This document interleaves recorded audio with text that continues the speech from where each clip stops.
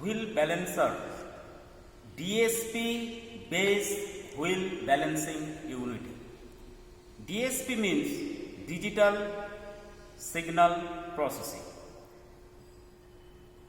जो wheel balancer unit है unbalance मास को कैलकुलेट करता है और इसकी पोजीशन टायर विथ में किस लोकेशन में अनबैलेंस मास प्रेजेंस है उसको डिस्प्ले यूनिट में दिखाता है। ये wheel balancing unit inner plane और आउटर प्लेन में कितना बैलेंसिंग वेट ऐड करना है वो डिस्प्ले विंडो में शो करता है। मशीन की जो इनपुट पैरामीटर्स है 3 इनपुट पैरामीटर है इसमें। नंबर 1, व्हील को थ्रेडेड शैफ्ट में फीड करने के बाद डिस्टेंस मेजरिंग रॉड से सबसे पहले मशीन से रिम की डिस्टेंस मशीन में इनपुट किया जाता है। नेक्स्ट, विथ कैलिपर से रिम की विथ कैलकुलेट किया जाता है और कैलकुलेट होने से मशीन जो डिस्टेंस पहले कैलकुलेट किया गया है उसके साथ विथ को जोड़ के आउटर प्लेन की पोजीशन को ऑटोमेटिकली कैलकुलेट कर लेता है। तो 2 इनपुट कंप्लीट हो जाता है, रिम की इनर प्लेन की पोजीशन और रिम की आउटर प्लेन की पोजीशन। नेक्स्ट, रिम की जो डायमीटर है डायमीटर को इनपुट किया जाता है, वो 3rd इनपुट पैरामीटर है। रिम की डायमीटर एंटर करने के बाद सिस्टम में व्हील की सेंटर से अनबैलेंस वेट की पोजीशन क्या है वो मशीन डिस्प्ले यूनिट में शो करता है। नेक्स्ट, व्हील को स्पिन किया जाता है। स्पिन करने से व्हील में जो अनबैलेंस मास है वो डिटेक्ट हो जाता है। अनबैलेंस मास डिटेक्ट होने के बाद डिस्प्ले यूनिट में इनर विंडो और आउटर विंडो में अनबैलेंस मास की वैल्यू ग्राम या आउंस में शो होता है। इसके अकॉर्डिंग हम लोग रिम की इनर प्लेन और आउटर प्लेन में क्लिप वेट या स्टिक टाइप वेट को लगाते हैं। व्हील में कितना अनबैलेंस वेट है ये सिस्टम तभी बताता है जब व्हील थ्रेडेड शैफ्ट में एक प्रॉपर आरपीएम में पहुंचता है। मशीन की प्रिंसिपल ऑफ ऑपरेशन यही है। नेक्स्ट, हम लोग इस व्हील को बैलेंस करेंगे इस व्हील बैलेंसिंग इक्विपमेंट की सहायता से। सबसे पहले रिम की स्पेसिफिकेशन को हम लोग देखेंगे। रिम में क्या स्पेसिफिकेशन दे रखा है। 13x4 13 इंच रिम की डायमीटर है और 4 इंच रिम की विड्थ है। यहाँ पे देखिए रिम में पहले से ही बैलेंस करने के लिए वेट लगा रखा है, तो जितने भी बैलेंसिंग वेट पहले लगा रखा है ये सभी बैलेंसिंग वेट को मैं रिमूव कर दूंगा और यहाँ से हम लोग टायर की एयर प्रेशर को चेक कर लेंगे।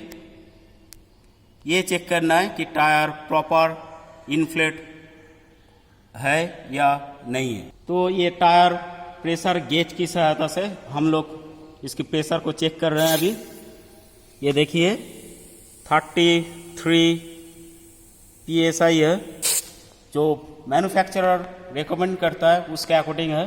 तो टायर प्रॉपर इन्फ्लेट कंडीशन में है। नेक्स्ट हम लोग रिम की जो बोर्ड है, बोर्ड को प्रॉपर वे से क्लीन करेंगे। अभी रिम की जो बोर्ड है, बोर्ड को क्लॉथ से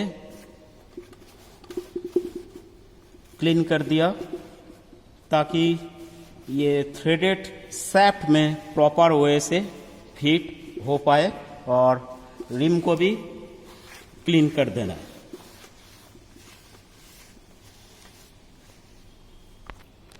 अभी वेट प्लायर की सहायता से जो बैलेंसिंग वेट पहले से फिट हो रखा है, इसको मैं रिमूव कर दूंगा। देखिए रिमूव कर दिया वेट को। ये रिम की आउटर प्लेन है, आउटर प्लेन से वेट को रिमूव कर दिया। नेक्स्ट रिम की इनर प्लेन है, और इनर प्लेन में यहाँ पे भी देखिए वेट लगा रखा है, वेट फिट हो रखा है। इस वेट को भी रिमूव करना है। देखिए इस वेट को भी रिमूव कर दिया। रिम की इनर प्लेन को भी हम लोग क्लीन कर देंगे।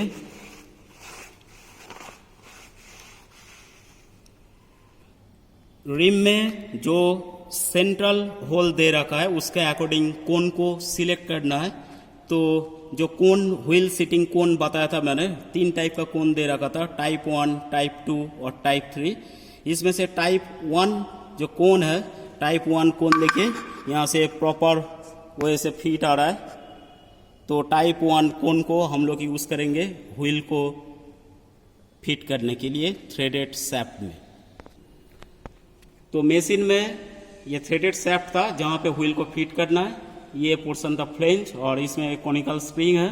तो इसमें हम लोग सबसे पहले व्हील सीटिंग कोन को फिट कर रहे हैं।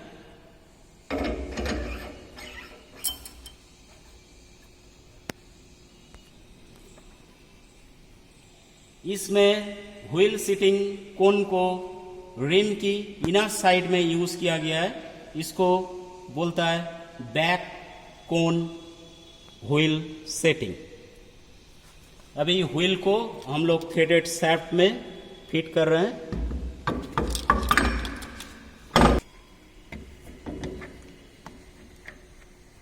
नेक्स्ट जो QCLN यूनिट है, QCLN यूनिट से व्हील को अभी टाइट कर रहे हैं।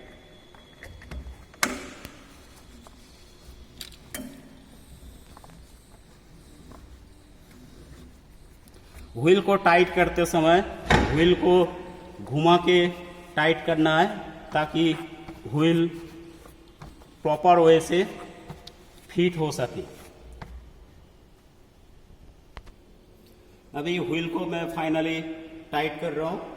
जो मैकेनिकल ब्रेक दे रखा है उसको प्रेस करके लॉक नट को टाइट कर दिया। और नेक्स्ट चेक कर लेना है व्हील को रोटेट करा के कि किसी भी टाइप का ओबलिंग नहीं होना चाहिए शैफ्ट में। इससे प्रॉपर वे से बैलेंसिंग नहीं हो पाएगा। डिस्टेंस मेजरिंग रॉड की ये होम पोजीशन है, और मशीन स्टार्ट करने के बाद जिस समय कंट्रोल पैनल में शो होगा डिस्टेंस, उस समय हम लोग डिस्टेंस मेजरिंग रॉड को इस वे से मूव करा के रिम के साथ टच कराएंगे। टच कराने के बाद 3 सेकेंड रखने के बाद ऑटोमेटिकली सिस्टम मशीन से रिम की डिस्टेंस को एक्सेप्ट कर लेता है।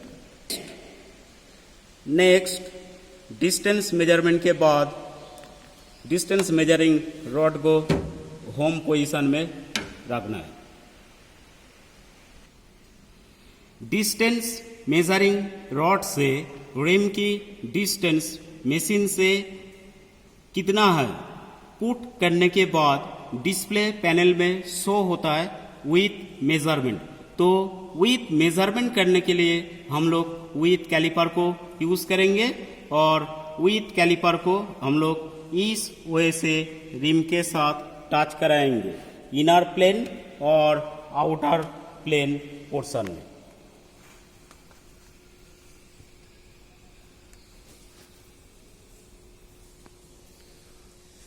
यहां से हम लोगों को रिम की विड्थ पता चल जाता है।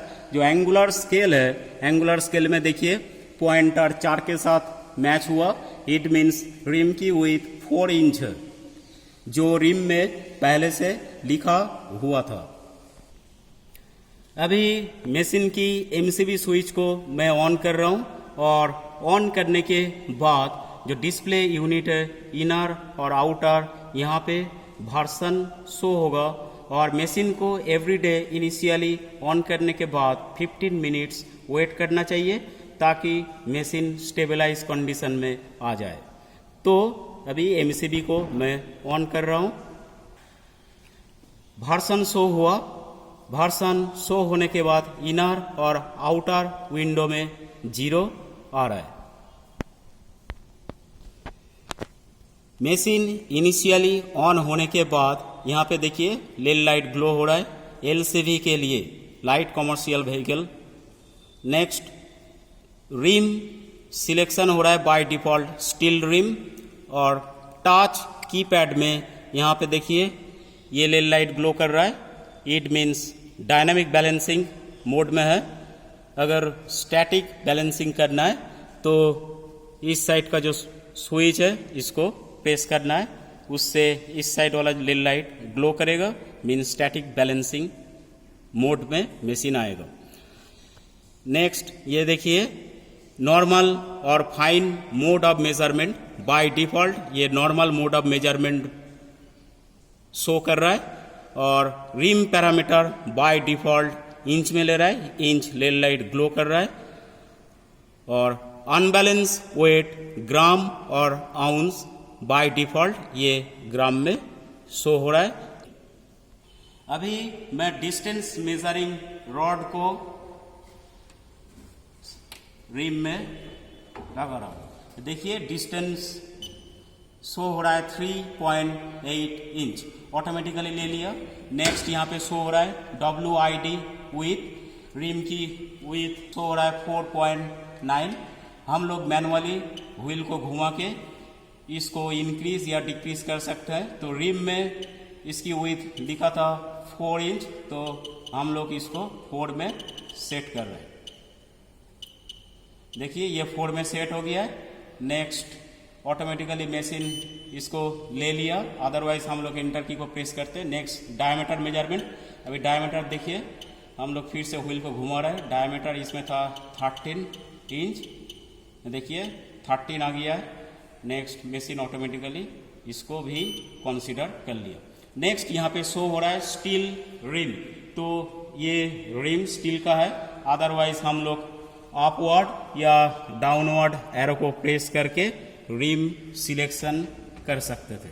ये देखिए एल्यूमिनियम 1 2 3 4 इस वजह से हम लोग सेट कर सकते हैं।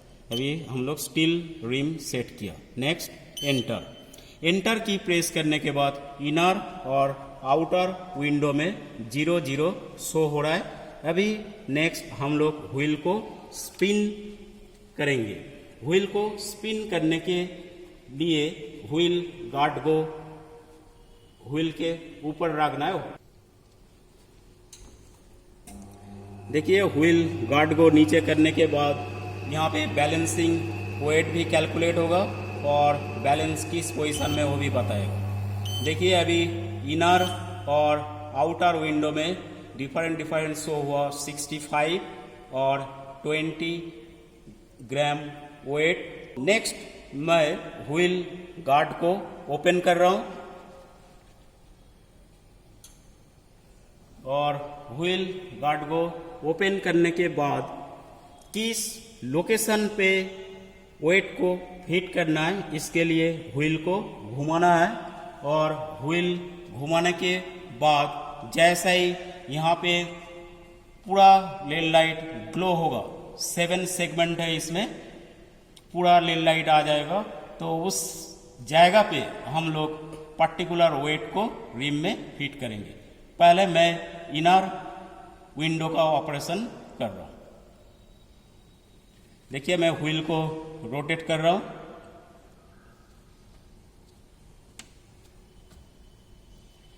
देखिए इनर विंडो में अभी टोटल 7 लेड लाइट ग्लो कर रहा है। तो वेट को यहाँ पे मशीन में ये एरो दे रखा है, इसकी डायरेक्शन में इस जगह पे 65 ग्राम वेट हम लोग लगाएंगे। तो ये 2 वेट हम लोग सिलेक्ट किया, एक 30 ग्राम और एक 35 ग्राम, दोनों मिला के 65 ग्राम कंप्लीट होता है। अभी ये दोनों वेट को मैं फिट कर रहा हूँ।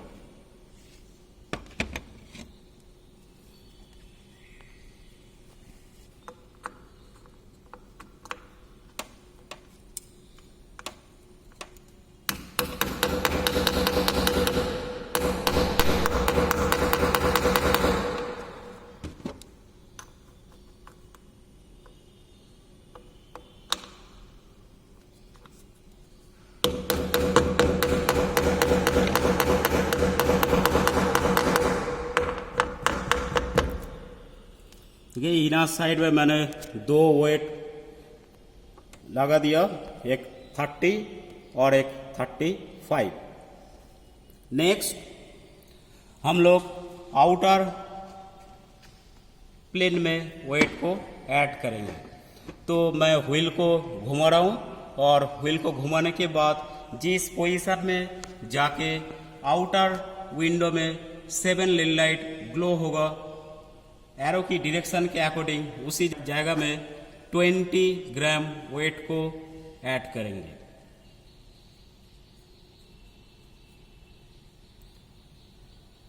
देखिए इस लोकेशन पे आउटर विंडो में 7 लेड लाइट ग्लो हुआ और देखिए ये 20 ग्राम वेट है और ये रिम की आउटर प्लेन है और जहाँ पे एरो डायरेक्शन दे रखा था उसके अकॉर्डिंग 20 ग्राम वेट को मैं फिट कर रहा हूँ रिम में।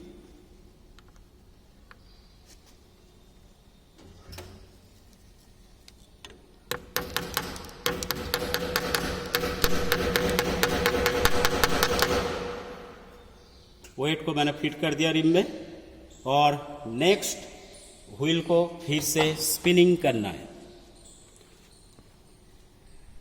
व्हील को स्पिनिंग करने के लिए फर्दर मैं व्हील गार्ड को डाउन कर रहा हूँ।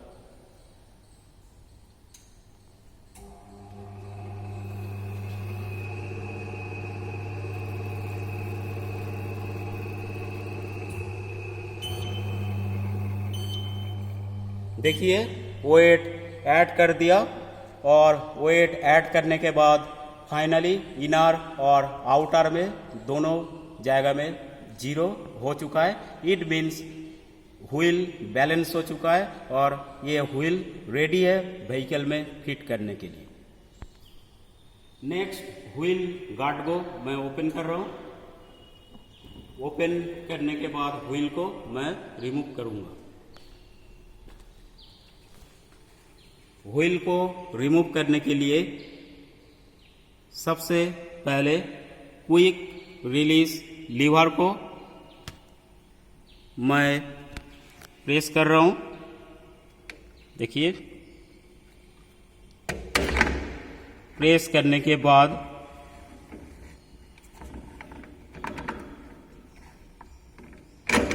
क्विक रिलीज लीवर को मैंने हटा दिया और नेक्स्ट व्हील को शाफ्ट से रिमूव कर दिया।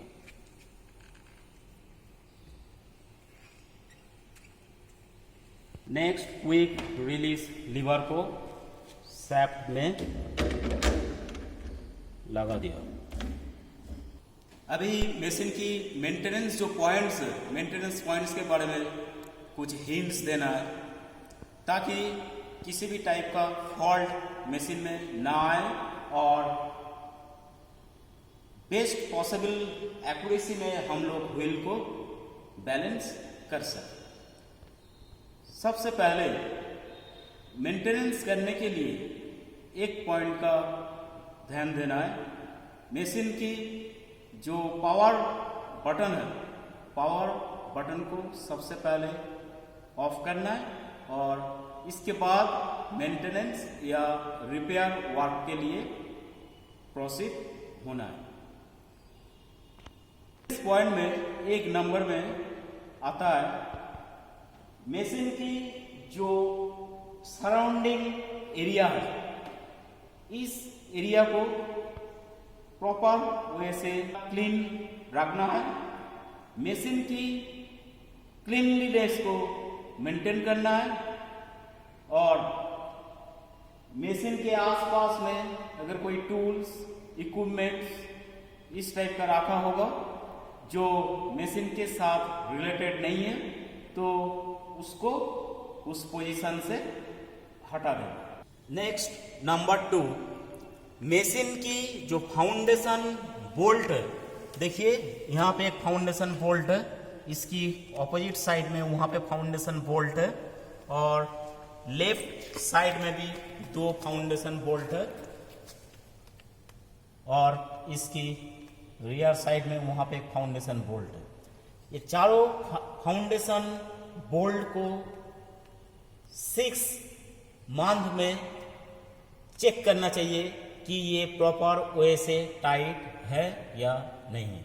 अगर लूज रहेगा तो इसको प्रॉपर टॉर्क मेंटेन करके टाइट करना है। व्हील को रोटेट करने के लिए जो थ्रेडेड शाफ्ट दे रखा है, ये थ्रेडेड शाफ्ट मोटर के साथ कनेक्टेड है।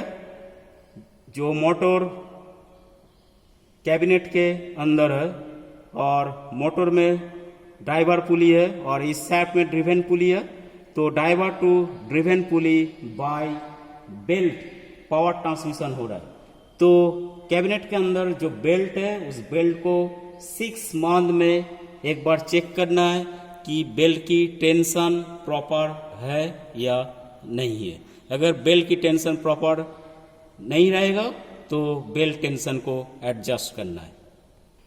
Next number 4, display and control panel. इस यूनिट को non solvent, non abrasive cleaner से पीरियोडिकली क्लीन करना चाहिए, ताकि इसमें अगर कोई ऑयल या ग्रीस इस टाइप का कोई अगर सब्सटेंस लग के गंदा होता है तो क्लीन हो जाएगा।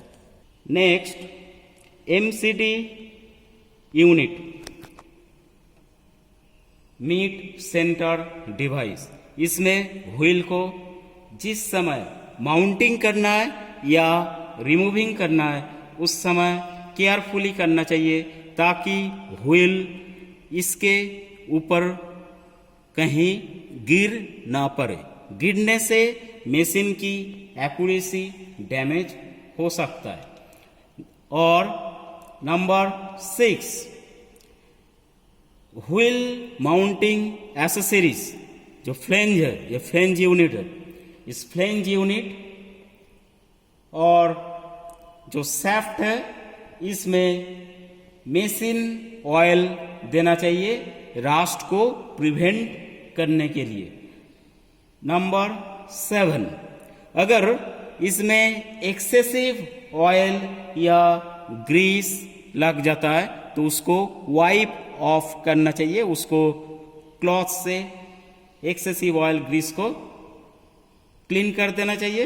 अदरवाइज एक्सेसिव ऑयल और ग्रीस डार्ट और डस्ट को एक्यूमुलेट करेगा, जिसके कारण wheel balancing equipment proper way से बैलेंसिंग नहीं कर पाएगा और प्री मैच्योर वेयर होने की संभावना है।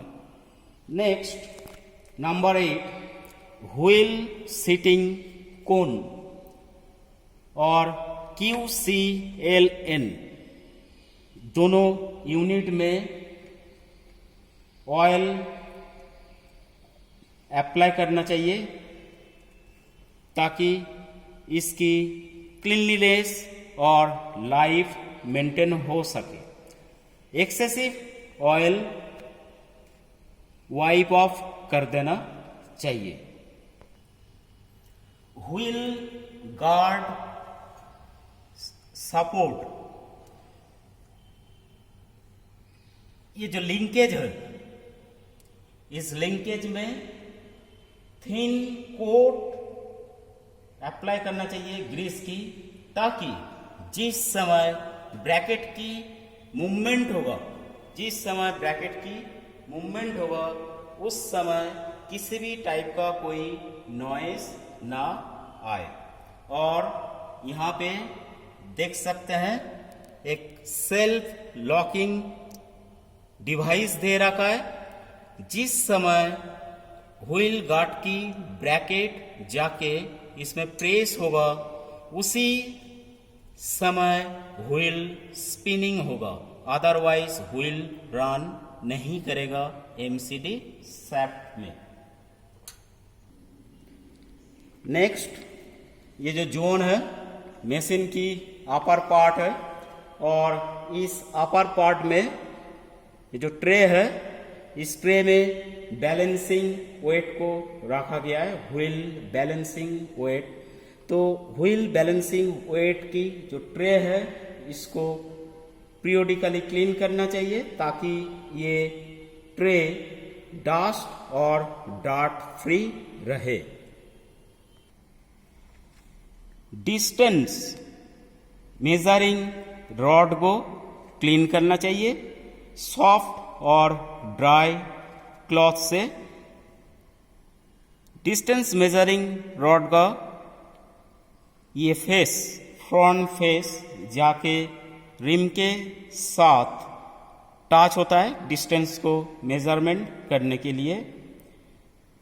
यहाँ पे डिस्टेंस मेजरिंग रॉड में मॉलिकोट ग्रीस अप्लाई करना चाहिए ताकि इसकी फंक्शन प्रॉपर रहे। ये जो पॉइंट्स बताया, ये पॉइंट्स मशीन की मेंटेनेंस के रिगार्डिंग है।